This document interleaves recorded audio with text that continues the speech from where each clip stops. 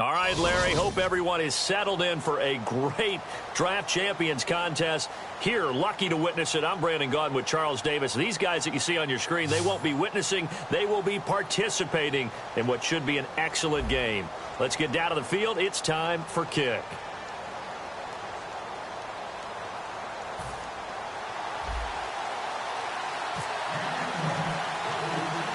The getting to know each other process is over. Time to get down to it. And we're off in week 3 of Draft Champions. Short boot, take it at the 21. And a nice return sets him up pretty good here at the 30-yard line.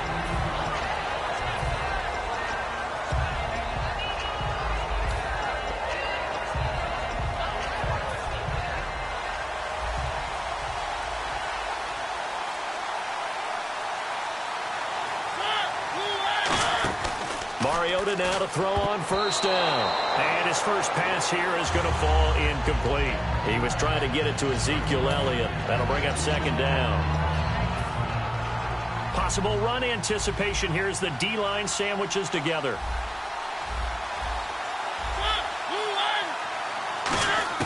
On second down, Mariota again.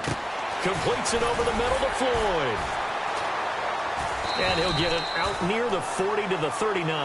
That one good for 10 yards. And that'll bring up what looks to be a 3rd and inches. Can't be more than a half a foot. And on the outside, they're playing press coverage. 3rd and short yardage. Mariota. He's got his target. It's Cobb. And he's got a first down as he's up to the 48. I heard so much about the offense Marcus Mariota ran while he was at Oregon, about how people were just wide open, how he couldn't fail to hit them. But I always said the same thing. He sure as heck didn't miss them very often. Very accurate even on short throws. Yeah, he can go short, he can go deep, obviously, but he's really good with that short passing game. Dart thrower, very accurate. Receivers love it. They'll get 17 yards there, and it'll give the Bengals a first down. And he's already got 2 catches on the opening drive. They know he's going to be a handful. And sometimes you game plan for that offensively. You want to make sure that guy touches the ball, and sometimes it just happens naturally.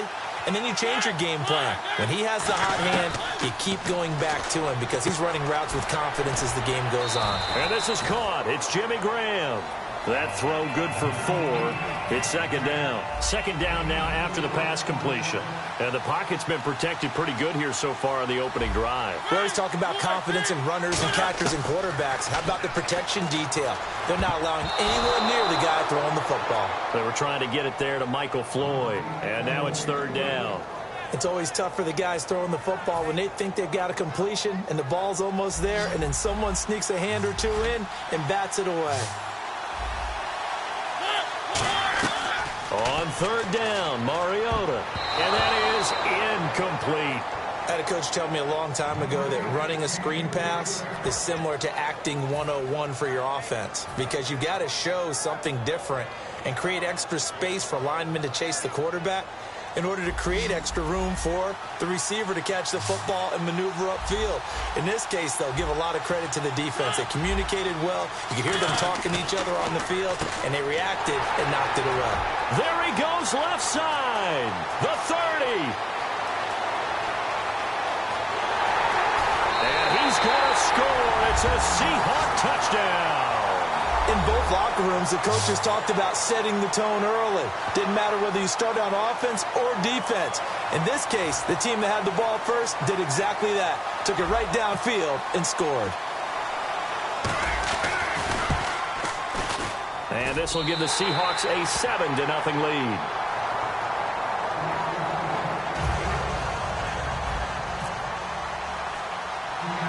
The kickoff unit is out on the field, and they will send this one away. This will be taken short. And they'll be set up pretty nicely here as they have it up to the 35-yard line. Cincinnati now ready to take the field. They had a great drive going last time. They were moving the ball, and then all of a sudden it just stalled out. So we'll see what they can do here, Charles. And it's always easy to second guess when you don't get it on a fourth down try. But they had to like the feeling that they had going on offense. They want to continue to see if they can capture that again on this drive and maybe get in the same position. Yeah, and that's, I mean, like I said, they were moving the football. It's not like they went 4 and out, so I don't think it's a deal where the offense doesn't have confidence. No, I agree with you totally on that one. If anything, they may have gained more confidence. Okay, they stopped us once. That's all right. Let's keep moving it. Make them do it again. That was a classic example of trying to run with the ball without securing the catch. He was thinking about those rack yards instead of making the catch first and then taking off. And that's incomplete. The intended target, the tight end, Austin Safarian-Jenkins. And now it's 4th down. So on 4th down, here's Jake Shum to punt it away. He's thrown 1 interception already, and that doesn't necessarily mean the rest of the game is going to go like that. But it does seem that he's a little bit off in his approach to this one. Yeah, it does, and that was a risky throw right there. Got to be careful about taking care of it. Now a hit and a loose football. And the Bengals grab it, and they will take over at the 29-yard line. Now the Cincinnati offense ready to see what they can do here. And last drive, 3 and out. Still a goose egg on the scoreboard. How do they break that goose egg? They've got to find a way to get the ball in the hands of their playmakers, get them some space, and try and make a first down and get some momentum going. It's been a struggle for them throughout the game, and that 3 and out on the last possession, that told you just how stalled they are on offense. So who will step up here? We'll see. It gets it over the middle to Cobb. Only 3 yards on the catch. It's 3rd down. Hey, the defense is in this game as well. They wanted to make it a tough 3rd down. They were able to do so on that last play, preventing a big gain. Mariota from the gun on 3rd down.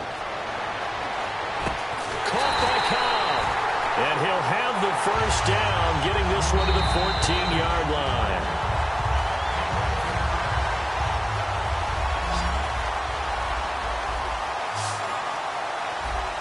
Well, he challenged the play. It did not pay off. And that means he lost a timeout in that challenge. And as a coach, you hate that. Don't know if you took the advice of the player. You threw it yourself, but it didn't go your way.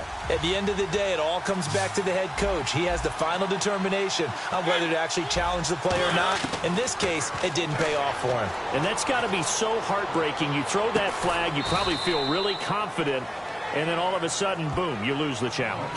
Yeah, when you take a look at it, you're throwing that flag because you believe you're going to be right. And when it comes back the other way, you have to regroup. Mariota again. And this is going to be incomplete. I remember growing up playing basketball. My coach has always talked about communicating on defense, making sure you talk on defense, know where your screens are, know where the cuts are coming from, who has who. Well, guess what? It's the same thing in football. Even though there's more noise out there, you can hear all the screams of screen, screen. This defense, the bench, everyone let them know what the play was, and that's why they were able to react and knock the ball away. This will be taken about the 12.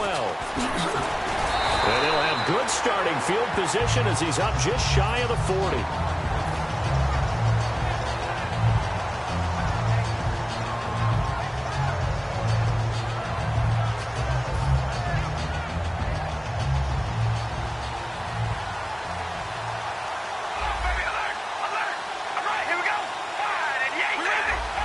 They come out here in the eye.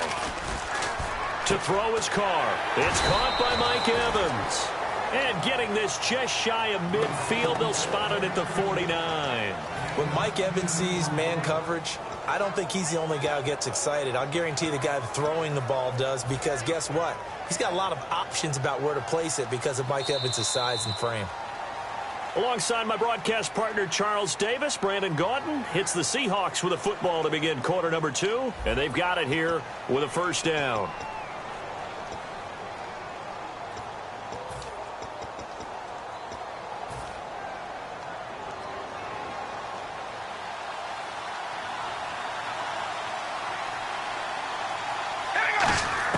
On 1st and 10, here's Carr. He's going to hit his man out of the backfield, complete. And able to break one tackle, but then quickly brought down. But a nice little gain.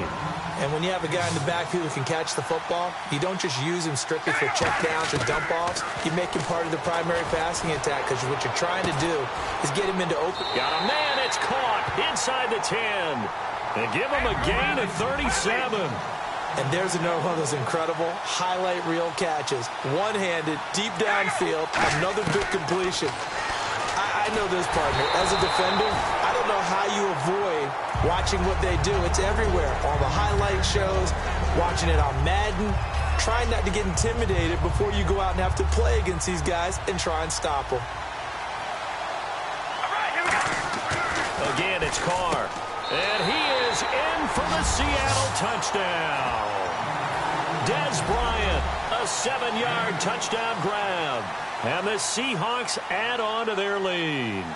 As a former DB, you might not like to see that, but from a wide receiver's perspective, those are the plays they dream of. Correct on both counts, all right? Because once he took off, I mean, let's face it, that should have been done in Big Sky country. Aren't any speed limits out there? And off he went. Glad I wasn't the one trying to chase him. Now the return. Here comes Randall Cobb. And he'll take this one near the 25, call it the 26-yard line. Cincinnati now ready to take the field. And last time they got 3 points, but it was a chip shot field goal. And when you go to the sideline after a chip shot field goal, maybe the offense not too happy. It's a balancing act. And they get to Mariota here as he's dropped on the sack. K1 short, busting through to get him for a loss of 6.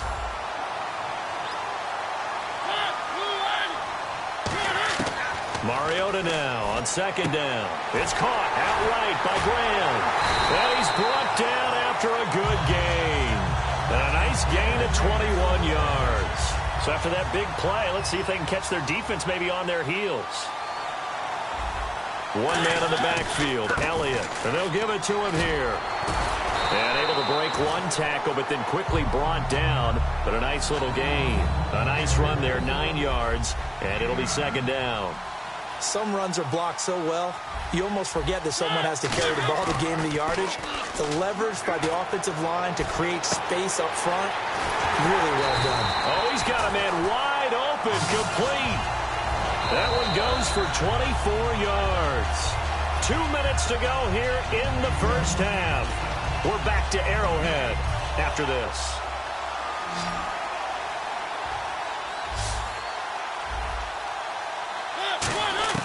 On 1st and 10, here's Mariota. And this will be incomplete. Jimmy Graham, the intended receiver. And now it's second down. I hope I don't sound too rah-rah on that one, but that's the exact right throw. Either your receiver gets it or no one gets it. Give him a lot of credit for being really precise with it. Got rid of it. No one got it. Throwing is Mariota. And his throw is incomplete. And that one was knocked away, and I think the defenders are going to be a little upset with themselves. They made the play on the football, but that one felt like a forced pass by the quarterback. Thought he had someone open. He really wasn't. Maybe an example of having two. Try to get it to Cobb, and it's intercepted. It's the safety, Kirk Coleman. And they have the football and will take over at the 24-yard line. The Seattle now ready to march onto the field. And that recipe on their last drive that resulted in a touchdown looked pretty good, so they'll be hoping to do that once more. And it takes me back to when we sat with the offensive coordinator and the head coach. They felt pretty good about their game plan and thought there were some holes in the defense, and they exploited them the last time out. Let's see if they can come back and put together a similar drive. And we'll see if they can do just that. Here's a carry now for Mike Gillisley. And he'll be brought down shy of the 40 at the 38-yard line. The 5 yards on the play there as the drive will continue. Looking to speed things up here, going with some tempo. To throw, it's Carr. Bryant with a catch right side. A good pickup there. 8 yards on the first down completion. That was a nicely run slant route, and what the receiver's trying to do is make the defender think he's going upfield for a deeper route, and then breaks it off, usually after about 3 to 4 steps, and cuts towards the middle of the field. And now what he's trying to do is use his body to keep the defender away from the football and give the quarterback a really nice target. And a catch right side by Evans. And he's brought down. It's a pickup of 16 there, and it'll lead to a new set of downs. Not only was it a double. Now hold everything here. We're going to get a timeout by the offense. So that means they're down to 1 remaining here as we head toward halftime. Offense comes to the line now, 1st and 10.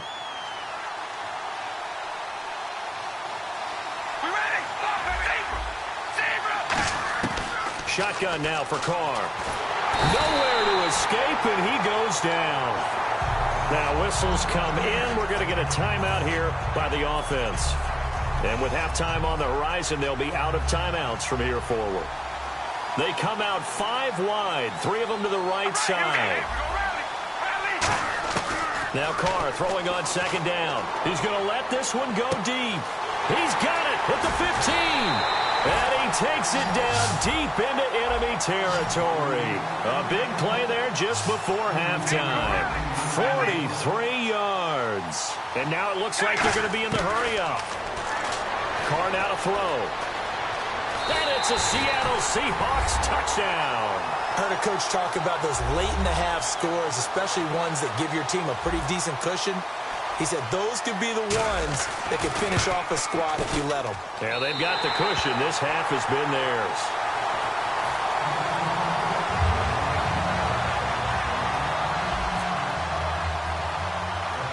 The kickoff team on the field now as they will send this one away. This will be taken about the 12. And it's a pretty good return here as he'll get it up to the 29-yard line. Cincinnati now ready to take the field. And with time quickly fading here in the second quarter, not sure how aggressively, offensively they want to play this. I think we'll find out just how much they trust their guys in this. A fight for the football, and it's intercepted. Picked off by Trumaine Johnson.